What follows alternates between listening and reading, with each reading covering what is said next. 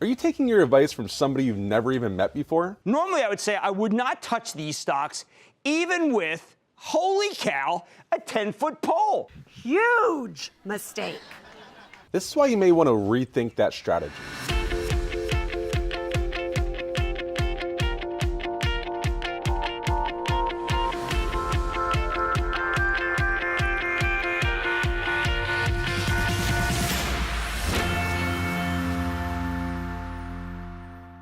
So as we know, everybody likes to give their opinion. Just sit next to any family member at a Thanksgiving dinner, and everyone's going to tell you their opinion and give you advice on things that they barely know about.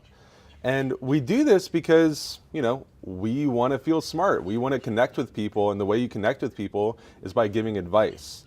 But advice should be based on your personal situation and also based on people who know what they're talking about. Unfortunately, a lot of the financial advice that's given are from either A, people who don't know what they're talking about, or B, somebody who's never met you. Let me give you a story illustrating advice from somebody who doesn't know what they're talking about. I met with a teacher who was about to retire, and she said, listen, I already have somebody taking care of my current finances, I just need help with my pension. I said, okay, that's fine, but I need to know where your current finances are to make sure that your entire plan fits together. She said, okay, show me your portfolio. And she said, listen, here's what I have, and I have all small cap stocks because I want small risk. I said, small cap stocks? Why would you have small cap stocks for small risk? And she said, because, I'm about to retire. I want a small amount of risk in my portfolio. And I looked at her and I said, small cap does not mean small risk. It means small company. It means big risk. And I said, who's your financial advisor? And she kind of sheepishly said, well, it's been the gym teacher. That's what he does on his off time. And I, looked at her and said, okay, well, we're not going to listen to the gym teacher anymore, okay? So that's the type of situation where that person obviously didn't know what they were talking about. They thought they knew. Maybe they had some good returns in their portfolio, so now they thought they were an expert on the subject. But it potentially could have really hurt this lady because those types of investments in a 2018 scenario would have gone down by 60%, and she wanted no more than 3 or 4% risk in her portfolio. The other type of advice that you want to be careful of is taking advice from somebody who you've never met before. And the best example of this are the typical radio host and TV host who are giving advice to the masses without really knowing your situation. And these people are, quote unquote financial experts. They're not actually licensed financial advisors, but they deal with finances every day. The problem is what they're giving you is advice that's just boilerplate. It's for everyone in the world, and every single person is different. If you go back to our video on the 5 needs of money, you'll see that if you do that exercise, there's over 160 different ways that can break down.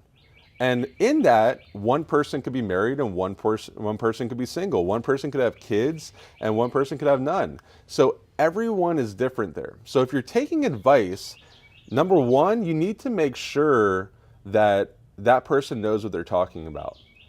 And number two, you should make sure that they know your personal situation. Listening to a radio show or a television show and putting your entire financial livelihood in their hands when they've never met you and they don't know your situation, in my opinion, is a little irresponsible.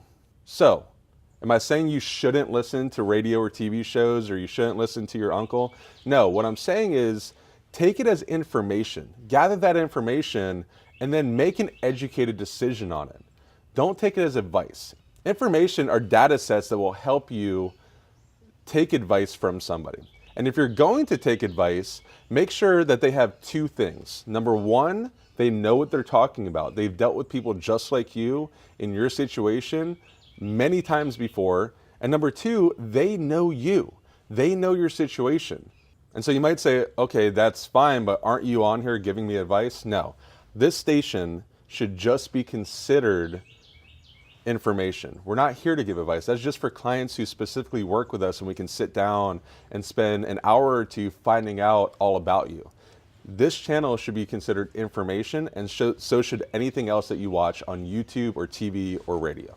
So if you're interested in more information from us, please consider subscribing. We're not here to give advice. We're not here to sell you something.